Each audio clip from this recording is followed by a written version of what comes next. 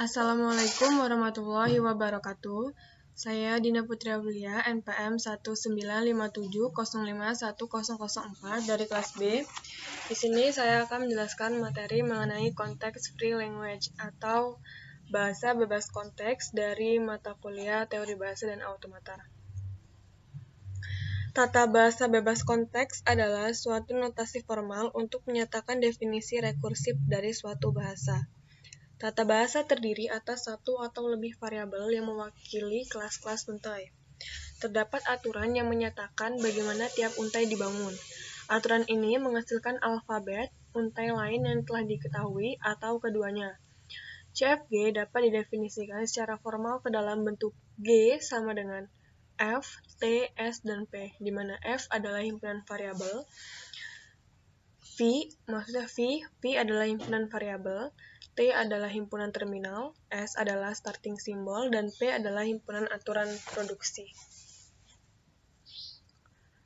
Contoh pada aturan produksi, alfa menghasilkan beta, batasannya hanya ruas kiri alfa adalah sebuah simbol variabel. Contoh aturan produksi yang termasuk konteks free language adalah B menghasilkan C, D, E, F, G, dan D menghasilkan B, C, D, E. Kemudian ada pohon penurunan atau derivation tree atau parse tree untuk menggambarkan simbol-simbol variabel menjadi simbol-simbol terminal. Setiap simbol variabel akan diturunkan menjadi terminal sampai tidak ada yang belum tergantikan. Kemudian derivation dibagi menjadi dua. Yang pertama leftmost derivation, yaitu suatu penguraian atau penurunan dikatakan leftmost derivation bila setiap tahapan penurunan variabel atau non-terminal terkiri yang diuraikan.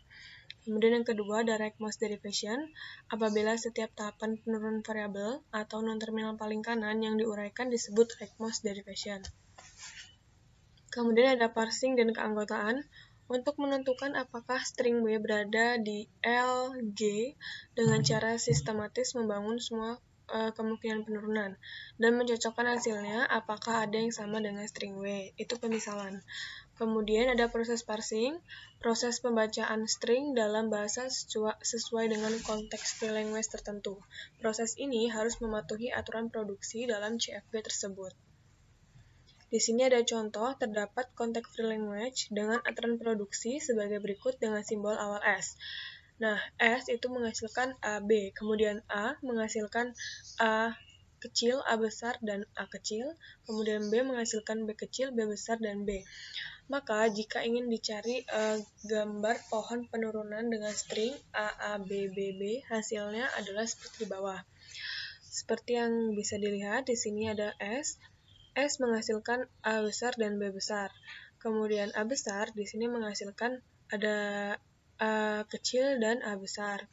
Selain A kecil dan A besar juga dia menghasilkan A. Maka di sini kita tulis A. Kemudian yang B besar menghasilkan B dan B besar. Di sini kita tulis B dan B besar.